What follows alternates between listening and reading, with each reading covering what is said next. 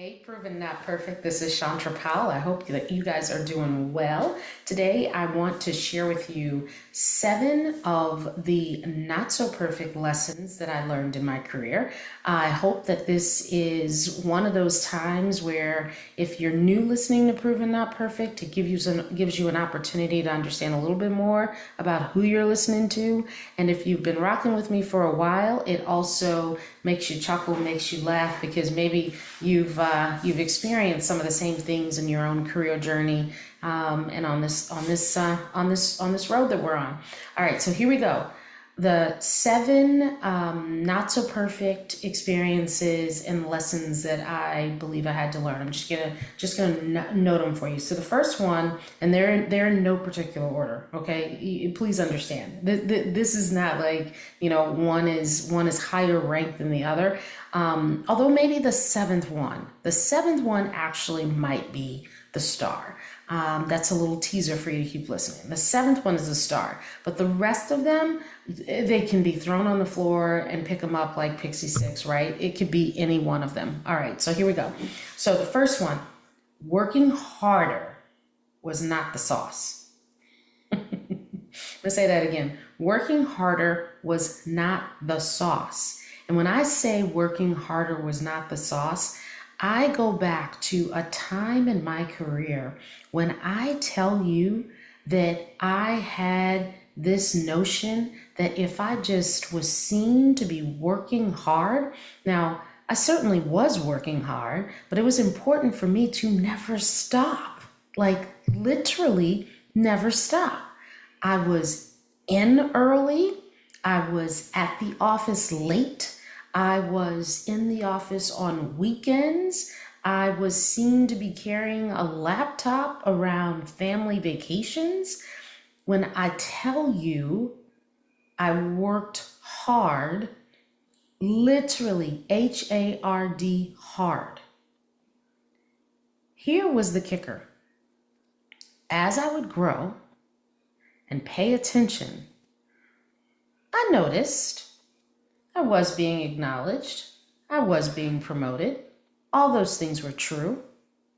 But when I looked over and I realized that some of the people that I never saw working late, I certainly never saw on the weekend, seemed to be at parity with me, and in some instances, they were further ahead. So let's unpack that. How is it that you can be in early, you can be there late, you can be over the weekend, and you can be so committed that you don't even know how to spell the word vacation? How is it that that can happen and you would not continually see yourself just shining and rising? You know why? Because I would come to learn that the best in the game, they are working, but they are working smart. What does working smart mean? They're clear on what the priorities are, period. Clear on them.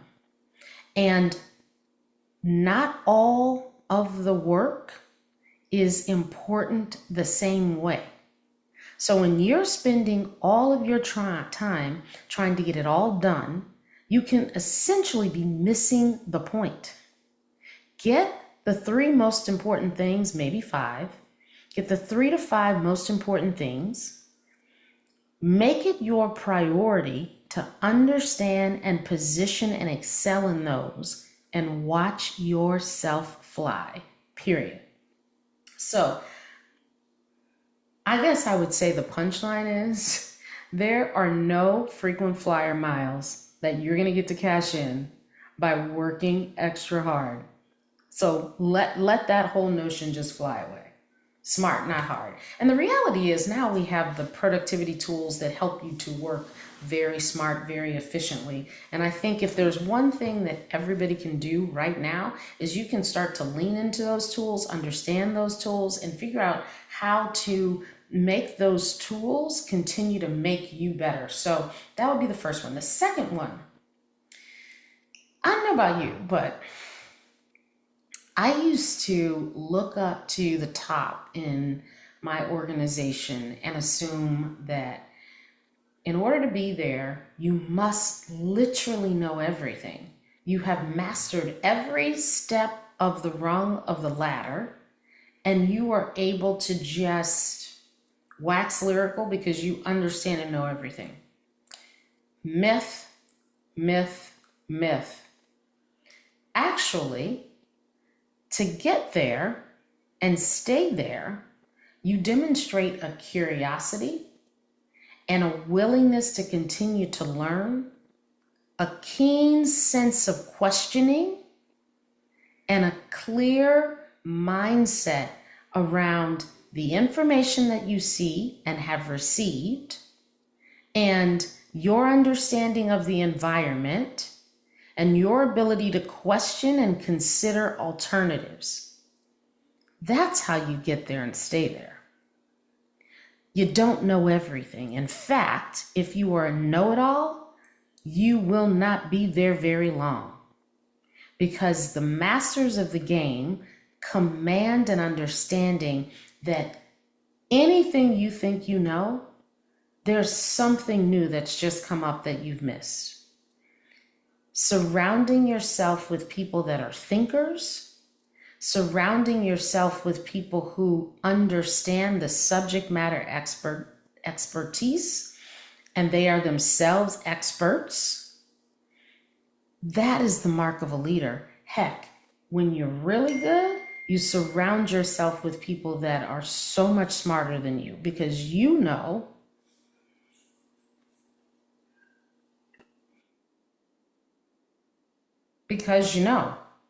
you just know. You just know there's more to learn. There's more to understand.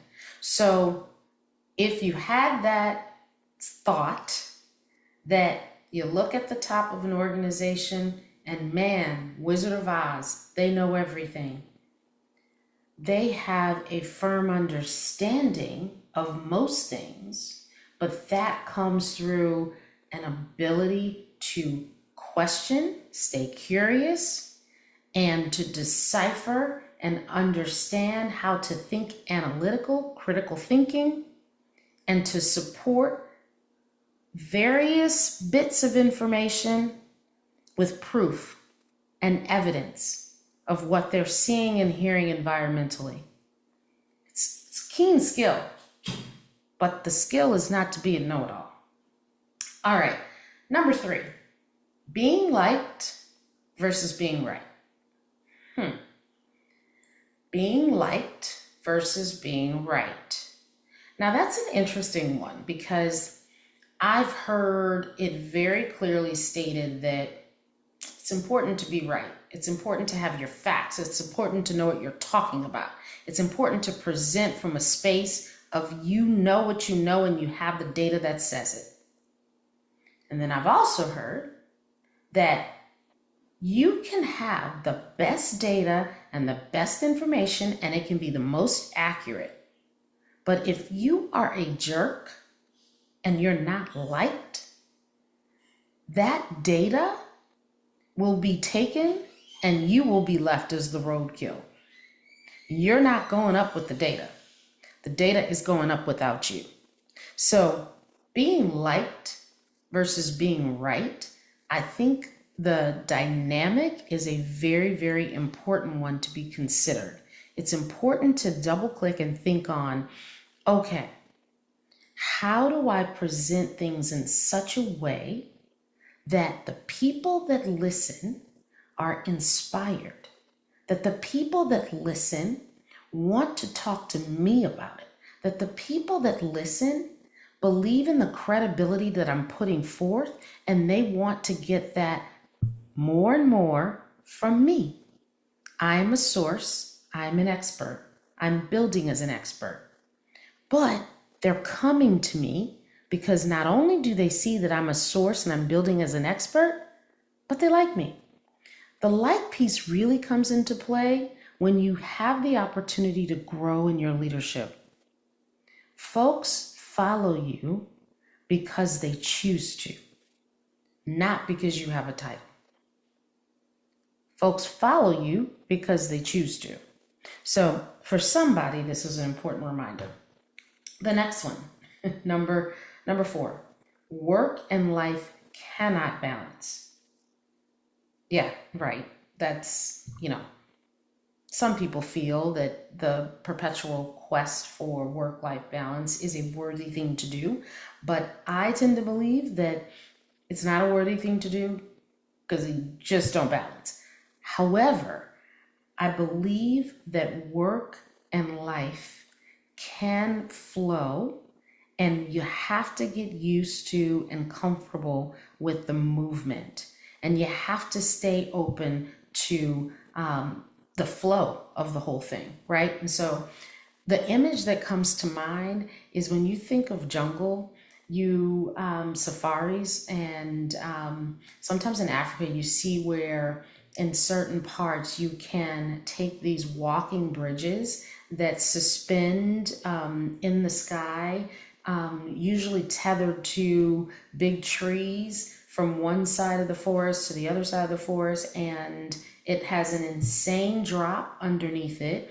It usually has like wood plats and just sort of some wiry suspension that goes from side to side, because they know that if you were to do a more solid bridge, it would not sustain winds, it would not sustain changes and shifts in the environment. However, these movable ones allow that levity to flow and to go. I actually think that's the way to think about work and life, right? Having that movement, getting comfortable with that movement, staying willing to sort of let the flow happen, right? I think when you do that, I know when I learned to do that, it was a game changer, right? So that means that you don't always, have the perfect split of time amongst family, amongst work. Sometimes it might feel like it shifts and pivots to one side a little bit more than the other. But I tell you what, being intentional with where you are and what you're focused on at any given time will always serve you. Intentionality will always serve you. I used to, when I was traveling quite a bit and I had young kids at home, I used to have an approach that when I'm home, I am home, 100% home.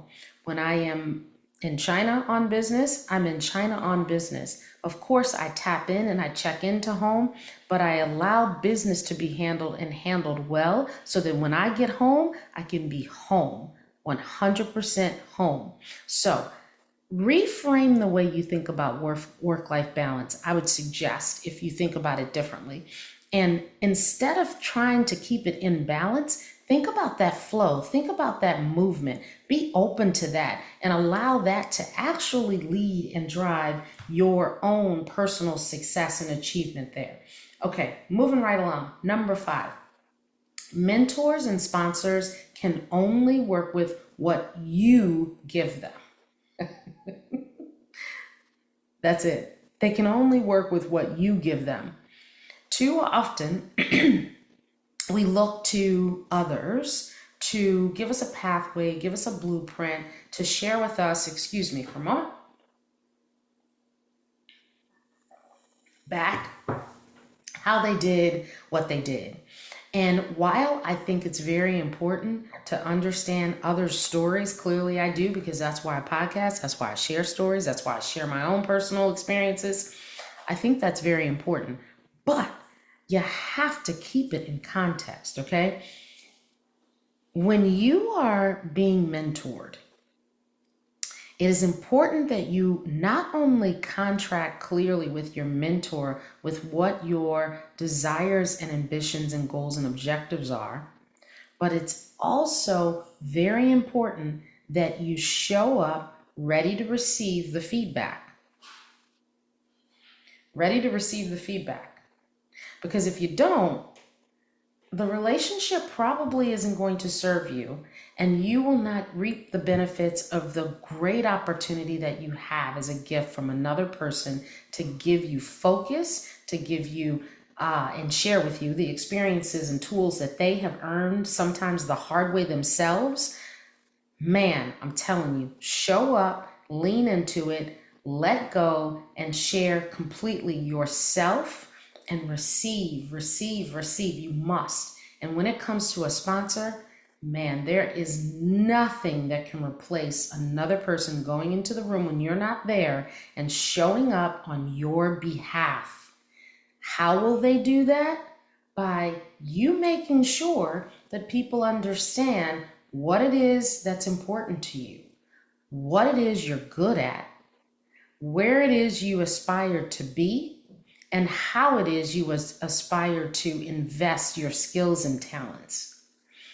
Being open and honest and clear with those things, first of all, knowing them and understanding them yourself, but secondly, being open and honest with those things will open doors for you. It will.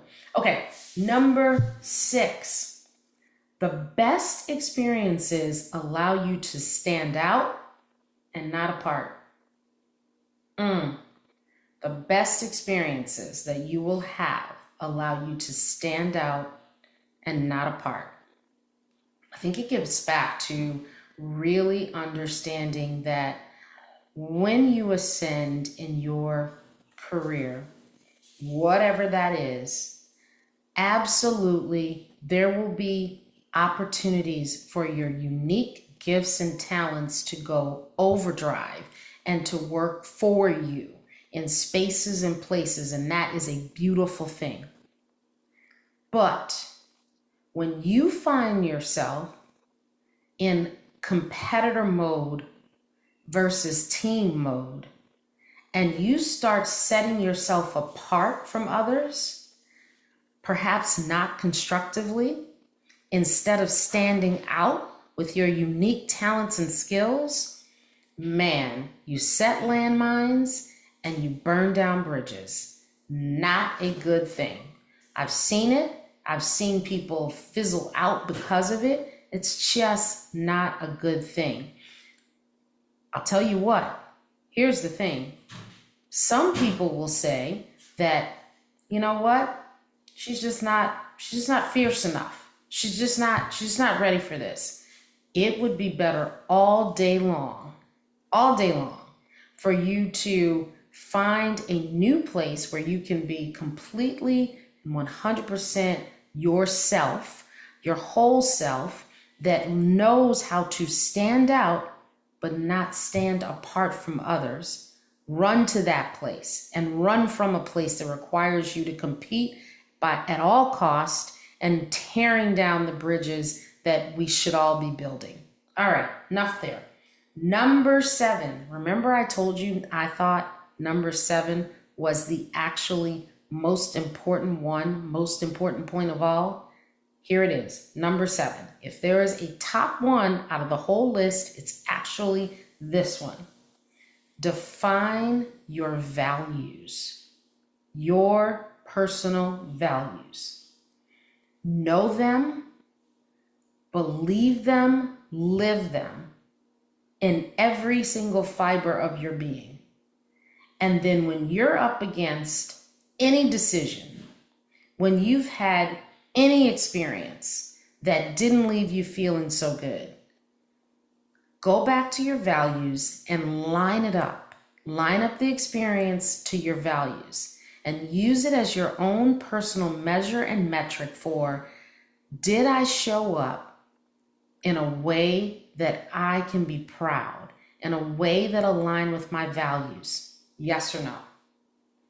If yes, then know that you are in integrity and you did good. If the answer is no, then really understand, is it because the environment doesn't align with my values? Or is it because I have lost sight of my values? Which one is it? At the core, if you think about your career journey and whatever you're trying to accomplish, being your best at it, with a groundedness in knowing your values, you will win. That's it. You're going to win. All right. So those are the 7 not perfect lessons learned from Proven Not Perfect from me, Chandra Powell. I hope you're well. I hope you enjoyed it. And I look forward to your feedback. Take care. See you soon. Proven not perfect.